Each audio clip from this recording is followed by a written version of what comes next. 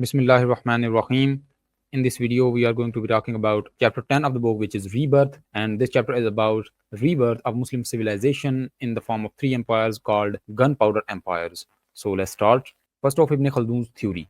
According to the 14th century historian and philosopher Ibn Khaldun, dynasties have a natural lifespan. The early years of the dynasty are characterized by expensive growth, a desert toughness, an ethos of hard work, and little desire for worldly luxuries. The second generation of the dynasty continues in the legacy of the founders, but growth slows as leaders begin to place more emphasis on the luxuries of urban palace life than on administration and leadership. By the third generation, the decay of the dynasty is complete as the leaders and viziers are so consumed by luxury and pleasure so that the state cannot protect itself from internal or external threats due to negligence of the rulers. At that point, the cycle begins all over again as a new dynasty rises to replace the old decrepit one. And this chart is roughly showing Ibn Khaldun's theory. Ibn Khaldun. In this framework, the Muslim world in the mid to late 13th century was clearly in the third phase of Ibn Khaldun's dynastic theory. In keeping with Ibn Khaldun's philosophy, a new dynasty arose to replace the old order. The House of Osman, a Turkish warrior in Western Anatolia, would rise in the 14th and 15th centuries to become the premier world power and usher in a new era of stability, growth, and cultural magnificence. But contradicting Ibn Khaldun's philosophy, this new empire would last far longer than just three generations. It would continue to be a world power until its fall in the First World War in the early 1900s. Ottoman origins. Due to the Mongol onslaught, families of the Turks fled Central Asia to find refuge in the borderlands of Muslim world. The Seljuks defeated the Byzantines at the Battle of Manzikert in 1071 CE. Anatolia had been open to Turkish conquest and settlement. When the Mongols entered the region in the 13th century, the remnants of the Seljuk domain were crushed for good, and Anatolia was ruled by numerous Turkish dynasties scattered throughout the peninsula and were known as beyliks, with leaders known as beys. And this is the beyliks in Anatolia during the 14th centuries. Osman. One Bey Osman managed a small warrior state on the very edge of the Byzantine Empire. Out of the numerous beyliks in Anatolia, his was the one that would rise to become a world power. The once mighty empire, Byzantines only controlled Constantinople, Greece, and other parts of Balkans by the early 1300s. They were still recovering from the disastrous Latin rule of Constantinople from 1204 to 1261 CE. Usman was able to take advantage of Byzantine's weakness and aimed at constant expansion of his domain into Byzantine lands. He was further aided by the fleeting refugees from the rest of the Muslim world from Mongol slaughter, providing a valuable source of manpower to the small beylik. And this is the area of Ottoman beylik during the reign of Osman I. Orhan. The traditional establishment of the Ottoman state is considered to be 1299 CE, although this date may be arbitrary. By the time Osman died in 1326 CE, the Ottomans had captured their first major city, Basra, which became the first Ottoman capital. Orhan continued in the Ghazi tradition of his father, leading warriors against the Byzantines all the way up to the shores of the Sea of Marmara, less than 100 kilometers from Constantinople. The Byzantines, being preoccupied with civil disturbances in the Balkans in the early 1300s, were unable to protect their last remaining outpost in Asia, and the Ottomans quickly expanded their domain. As the Byzantines weakened, the Ottomans strengthened. They were so much of a threat that the Byzantine emperor Andronicus was forced in 1333 to meet with Orhan to discuss tributary payments to the Ottoman in exchange for the safety of home of the last remaining Byzantine fortresses. And this is the area of Ottoman in the beginning of the reign of Orhan and at the end of the reign of Orhan. This is the Sea of Marmara. In the 1350s, the Ottomans crossed the Dardanelles Straits into Europe for the first time. Taking advantage of Byzantine disunity in the region, Sultan Orhan and later his son Murad I were able to firmly establish Ottoman authority in parts of Thrace. The Turks, with their nomadic history, managed to easily move the entire families and tribes into the new European frontier and establish new towns throughout the conquered lands. The remarkable growth of the Ottoman state was made possible by the unique intellectual tradition that the Ottomans built on. To the early Ottomans, their war against the Byzantine was a religious duty and warriors were called Ghazis. Islam was the only force capable of bringing together a disunited, nomadic, and diverse group of people like the frontier Turks of the 14th century. Dardanelles Strait in yellow, and this is Thrace and the present-day borderlands. With the Ottomans placing such an emphasis on Islamic tradition, the Muslim rules of war also applied. Ottomans seem to have been remarkably tolerant of non-Muslim Muslims under their rule. As the Ottoman armies advanced into Europe, the freedom that the Ottomans gave Orthodox Christians contrasted greatly with the behavior of Latin crusaders a century earlier. In comparison, the Ottomans were lenient and fair conquerors. Furthermore, the aristocratic class of southeastern Europe was generally eager to seek help from the Catholics of the West, but the general population was not ready to see Latin domination of their lands once again, and they seem to have supported the Ottomans in many cases. Thus, for both practical and religious purposes, the Ottoman policy of religious tolerance seems to have been the rule as they expanded into Christian Europe. Thunderbolt. The greatest period of early Ottoman expansion occurred under the fourth Ottoman Sultan Bayezid I. His soldiers nicknamed him Yildirim, meaning thunderbolt, due to his ability to quickly move his army back and forth between Europe and Asia. In Europe, he added territories that would remain under Ottoman sovereignty until a wave of European nationalism swept through the empire in the 1800s. He conquered Serbia, Bulgaria, and Greece, and was the first Ottoman to cross the river Danube into Wallachia. Constantinople itself was besieged by the thunderbolt, but he lacked the technology and the manpower to bring that city to its knees yet. Even without that imperial city, the Ottomans were one of the most powerful empires in Europe and Muslim world. This is River Danube, Timur. That power attracted the attention of another Muslim ruler seeking to be the next great world conqueror. Timur, a Mongol ruler whose domain included Central Asia and Persia, sought to re-establish Mongol authority in Anatolia in the face of Ottoman expansion. Although Timur was a Muslim, his actions in war did not differ from his non-Muslim ancestors who had ravaged the region 100 years before. At the Battle of Ankara in 1402, the great military leaders Bayezid and Timur squared off. The Ottomans, despite being reinforced by soldiers from the Christian vassal states of the Europe, were decisively defeated. The great thunderbolt himself was captured in battle and taken to Timur's capital at Samarkand. The Ottoman realm, meanwhile, was divided between Bayezid's four sons by the victorious Timur. And this is Timur and the empire of Timur. This is Bayezid, one held captive by Timur. For the next 11 years, the Ottoman Empire was in the state of constant civil war. Bayezid's sons Isa, Musa, Suleiman, and Mehmed raised rival armies and met each other many times in battle in Europe and Asia, each seeking to become the sole inheritor of their father's empire. There never existed a formal succession procedure by which sultans can be chosen. The Ottomans seem to have believed that the most able son would always arise somehow to win the throne after his father's death. However, what this tradition meant was civil war between brothers that commonly erupted after the death of a sultan. This would continue to be a problem until Sultan Ahmad I formulated an official succession policy in the 17th century. In the early 1400s, however, the sons had to fight to the death. By 1413, Mehmed emerged as a victor over his brothers and managed to reunite his father's lands under his control. The Ottoman emphasis on Islam as a unifying factor helped bring Turkish leaders back under Ottoman control when Mehmed won the civil war. Economically, the Ottomans established a guild system that also made use of the Turks' Islamic identity. Throughout the Ottoman state, a loose system of guilds known as akhiz regulated manufacture and business practices. The akhiz were commonly intertwined with Sufi orders and placed a much emphasis on the spiritual advancement of their members as they did on business and trade. Janissaries. During Orhan's reign, an elite corps of soldiers was recruited that served directly under the Ottoman Sultan. These troops are known as the Janissaries, a corruption of its Turkish alternative meaning new troops. By the time of Sultan Bayezid, the Janissary corps numbered in the thousands, recruited primarily from the Christian populations of the Balkans. Since the Janissaries came from diverse ethnic backgrounds but were all incorporated into a unified corps loyal to Ottoman state, this served to unify the various cultures and backgrounds that lived under Ottoman sovereignty. Under Sultan Murad II, the Ottoman state continued to annex Byzantine territory until all that was left of it was Constantinople and its environs. Murad attempted to capture Constantinople and finally eliminate the last remnant of the Byzantine Empire, but his siege failed to defeat the city's massive walls. The challenge of conquering that seemingly unconquerable city would fall to his son, Mehmed II, whose name would go down in history as one of Islam's greatest military leaders.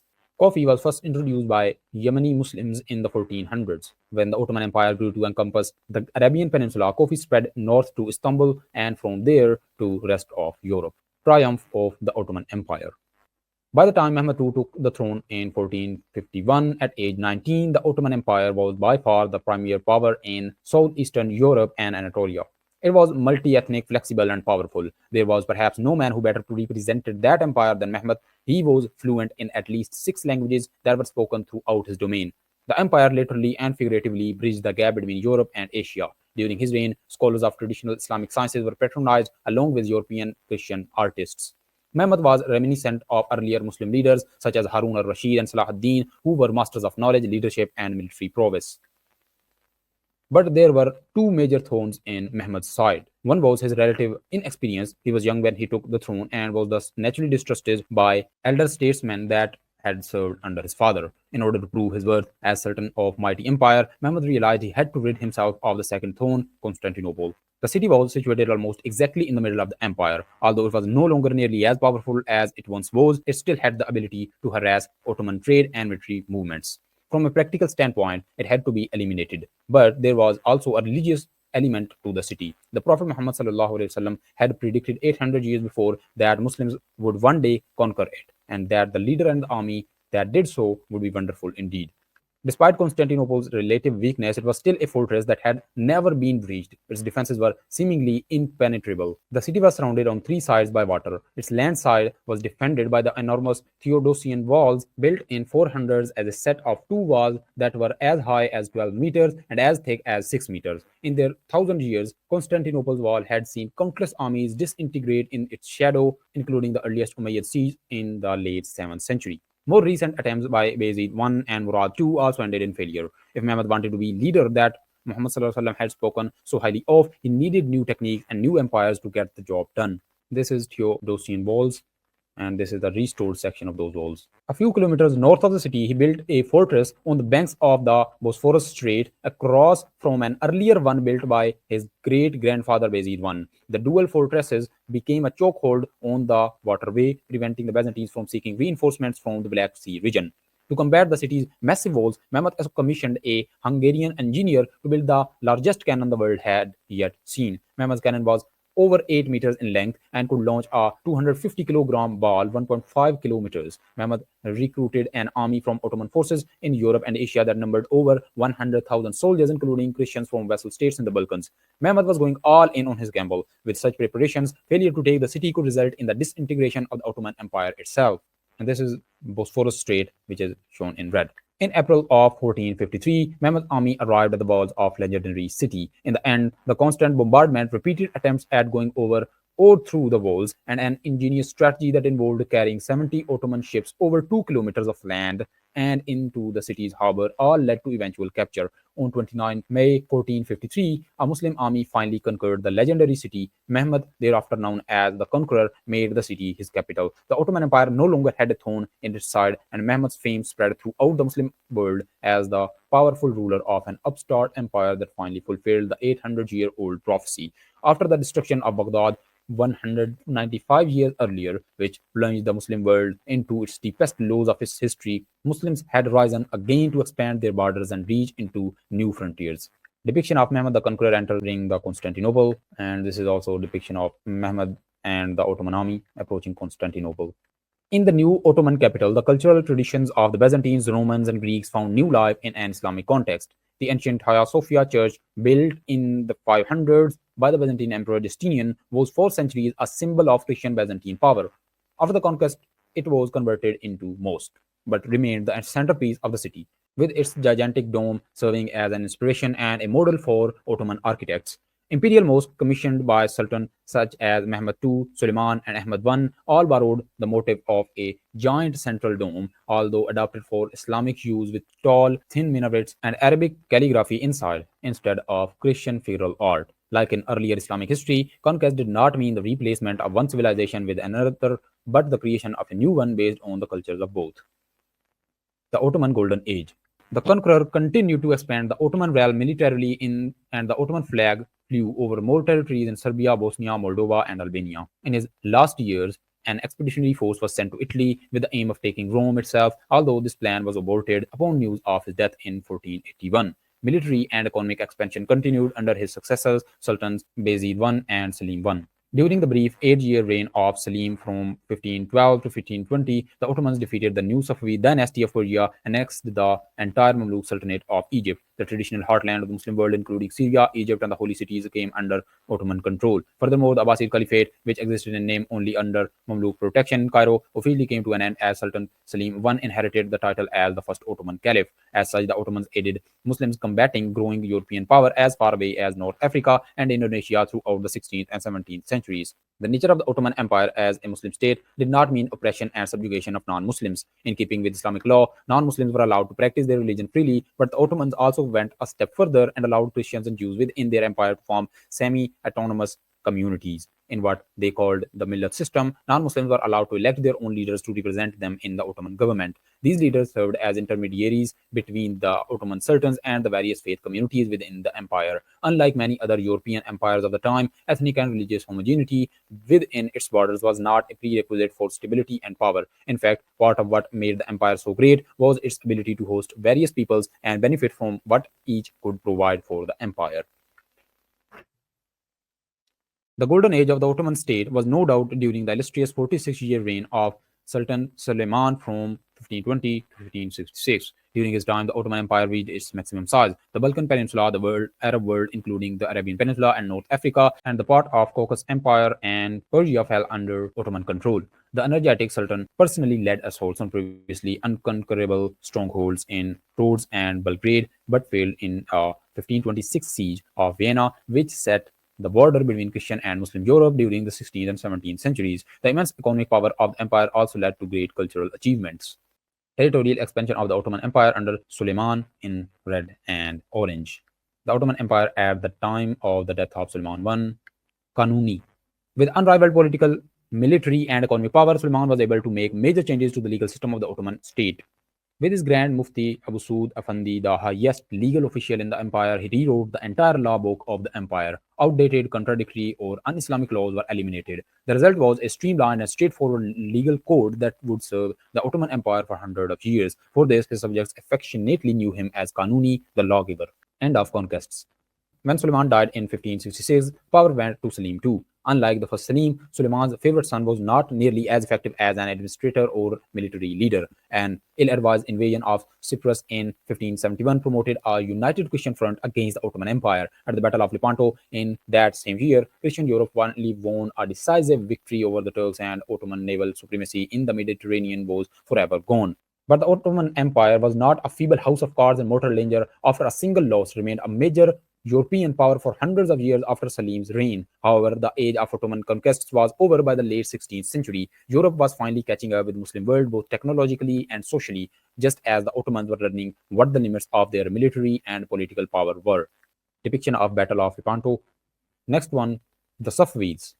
After the decline and fall of Timur's empire in 1400s, Persia entered a period of political anarchy. No one group was able to exercise control over the entire region, and various petty principalities appeared seemingly always in conflict with each other. Although Persia had been mostly Sunni since its conquest in 600s, a Shia movement began to flourish in the north, led by a Turkic Sufi order known as the Safavids, which had adopted the 12th branch of Shiism as its official creed. Shia empires had come before the Safavids, but they had never been 12ers. This was because a core belief of the 12th branch is that the 12th Imam is in hiding and will only come back at the end of times as a savior of humanity. Most 12ers believed that political activism should be halted until the Imam returns. The Safavids got around this by implying that the leaders of the group were descendants of Ali radiallahu ta'ala and were in contact with the hidden Imam himself, giving them legitimacy as a hereditary Shia political group. Map of Safavid Iran from 1501 to 1736. Ismail. Much like Osman and his descendants, the Safavids led armed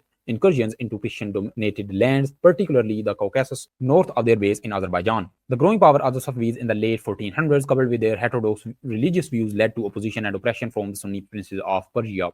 In 1488, the leader of the Safavids was killed, and control of the group went to a 2-year-old boy called Ismail. Throughout his childhood, he was in hiding, protected by a group of warriors loyal to him known as Kizilbash.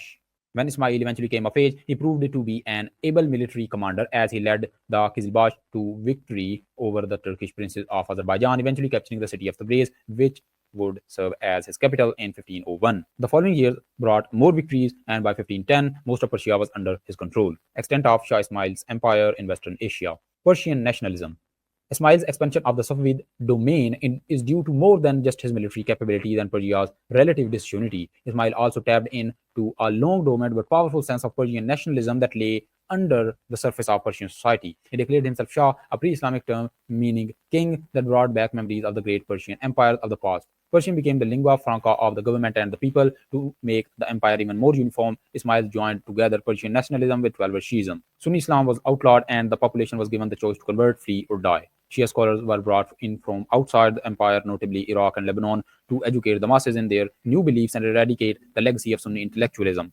Missionaries were sent into Anatolia to encourage the people to adopt Shiism and the rise up against the Sunni Ottomans. Unluckily for Ismail, the Ottomans returned in power during the 1510s when his missionary work was going on was Salim I, whose nickname Yavuz meant grim. Needless to say, Yavuz Selim was not one to sit idly by as outsiders interfered in his empire. In 1514 CE, Selim invaded the Safavid domain seeking to crush Ismail and his army. Thus, two sides met at Chaldiran near the capital Tabriz. In a fight that pitted Ottoman cannons and guns against Safavid religious fervor, the Ottomans came out on top. Ismail fled and he supposedly lived the rest of his life in depression and alcoholism, never having gotten over his defeat. Selim was unable to annex Safavid territory, and the battle served more to formalize the border between the Sunni Ottomans and the Shia Safavids than to end the dynasty. That border remained generally unchanged through the centuries. And this is the painting of Battle of Chaldiran. Persian cultural revival. The empire of Ismail reached its zenith under his great grandson Shah Abbas I, who ruled from 1587 to 1629. When the border with the Ottomans became more concrete and warfare less common, the Safavids were able to focus more on real revival of the Persian culture. Painting human figures, which was generally discouraged by Sunni scholars, flourished in Safavid Persia. Unlike works of contemporary European Renaissance, with its focus on realism and painting, Persian miniatures were usually used to illustrate illuminated manuscripts and thus served to supplement a given story. Along with the miniatures, the art of Persian storytelling experienced revival as well. The Shahnama, a 9th century epic poem telling the history of pre-Islamic Persia, achieved special notoriety as it encouraged people under Safavid control to embrace their Persian culture and history. Shah Abbas I. Next, the Mughals. Babur. The Mughal Empire was founded by a Turkic conqueror from Central Asia, Babur, and he claimed to be direct descendant of Genghis Khan and Timur. He lost control of major city of Samarkand along with his ancestral homeland in the Fargana Valley and was forced into exile with a small band of followers. He eventually established himself as ruler of the city of Kabul in the Afghan highlands. From this base, he attempted on many occasions to conquer his homeland in Central Asia, but was ultimately unsuccessful. In 1524, he attacked the Delhi Sultanate at the time under the control of Lodi dynasty. At the Battle of Panipat in 1526, Babur decisively defeated India's lone Muslim state and enthroned himself in Delhi. As the 16th century wore on, the Mughal Empire extended its reach over most of the Indian subcontinent, and usually local rulers were left in place in return for nominal loyalty to the Mughals. It was called the Mughal Empire, a reference to Babur's supposed Mongol heritage, but Mongol culture and tradition played a relatively small role. Instead, the Mughal Empire served as a fusion point for Arabs, Turks, Persians, and Indians. Much like the contemporary Ottoman Empire, the Mughal Empire brought together diverse peoples and traditions. It was not uncommon for a Hindu in the Mughal Empire to read and write in Persian, the literary language of much of the Muslim world, for a Persian Muslim architect to be inspired by local Indian Hindu buildings. A student of the great Ottoman architect Mimar Sinan traveled to the Mughal Empire to take part in the construction of the legendary Taj Mahal. India was particularly attractive to Muslim religious scholars from other parts of the Muslim world who saw in India an opportunity to spread Islam through missionary work. Akbar. The atmosphere of mixing cultures and ideas reached its peak during the time of Mughal Emperor Akbar. He was known for hosting debates and discussions at his court between scholars of various faiths. Hindus, Buddhists, Christians, and Jews were all invited to discuss their varying concepts of God and religion with Muslim scholars. Eventually, Akbar went on to formulate his own religious theories, and he called his new religion Deen-e-Ilahi, meaning religion of God. Monotheistic Islam and polytheistic Hinduism are not naturally compatible theologies. As a result, Akbar's religion tended to focus on personal behavior rather than divinity. Traditional Muslim scholars declared Akbar's actions blasphemy and beyond the borders of Islam. In the end, Deen-e-Ilahi was never particularly popular. Adherents seem to have followed it simply to gain favor with the emperor, and the new religion did not last after Akbar. Akbar holds a religious assembly of different faiths in the Ibadat Khana in Fatehpur Sikri. Aurangzeb Alamgir. The succeeding emperor charted a path back to traditional Islam. This culminated with Aurangzeb, the sixth Mughal emperor and the one who ruled over its apogee. His imperial title was Alamgir, the world conqueror, and his 49-year reign can be characterized by the increasing military activities of the Mughal Empire and his personal piety and sponsorship of Islamic knowledge. He famously disagreed with his father Shah Jahan's construction of Taj Mahal, an elaborate and expensive tomb for his mother, which Aurangzeb saw as wasteful and against the spirit of what Prophet Muhammad had preached.